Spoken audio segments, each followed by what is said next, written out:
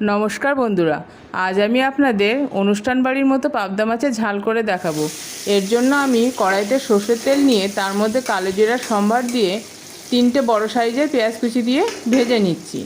এদিকে আমি মশলার একটা পেস্ট তৈরি করে নেব। তার জন্য আমি গোটা কালো সর্ষে বেটে সেঁকে নিয়েছি। দিয়ে দিচ্ছি আদা বাটা, রসুন বাটা, পোস্ত বাটা আর শুকনো লঙ্কা বাটা। আপনারা চাইলে এটা একসঙ্গেও বেটে নিতে পারেন। আমি সর্ষেটা সেঁকে নেওয়ার জন্য আলাদা আলাদা করে বেটে নিয়েছি। এদিকে পেঁয়াজটা আমার লাল হয়ে ভাজা হয়ে এসেছে।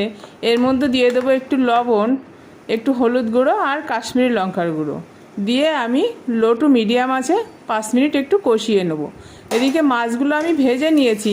মাছগুলো ভাজার সময় আমি লবণ, হলুদ আর একটু কাঁচা সর্ষের তেল দিয়েছিলাম, দিয়ে আমি ম্যারিনেট করে নিয়েছিলাম। এবার মশলার পেস্টটা আমি দিয়ে দেবো। দিয়ে 10 মিনিট কষিয়ে নিয়ে টমেটো পেস্ট দিয়ে দিলাম। 3টে বড় সাইজের টমেটোকে আমি পেস্ট করে রেখেছিলাম, দিয়ে দিলাম। দিয়ে আরও 10 মিনিট কষিয়ে নেব। দেখুন মশলা থেকে প্রায় তেল ছেড়ে দিয়েছে, তেল ছেড়েই দিয়েছে।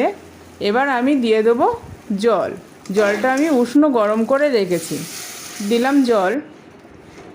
পরিমাণ মতো জল দিয়ে আমি 10 মিনিট মতো ফুটিয়ে নেব। আমি দিয়ে দেবো একটু লবণ, স্বাদ মতো লবণ দিয়ে দিলাম।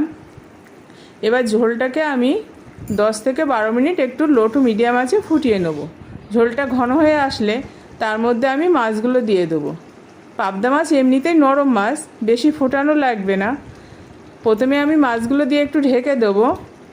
ঢাকা খুলে একটু নেড়ে দিয়ে আমি আবার এর মধ্যে দিয়ে দেবো 3-4টে কাঁচা লঙ্কা। কাঁচা লঙ্কা দিয়ে আমি আরেকটু ঢেকে দেবো। দেখুন বন্ধুরা, মাছগুলো প্রায় হয়ে এসেছে। এবার আমি দিয়ে দিচ্ছি কাঁচা লঙ্কা।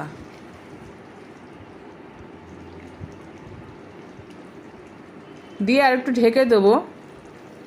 দেখুন হয়ে গেছে, ঢাকনা খুলে দেখি হয়ে গেছে।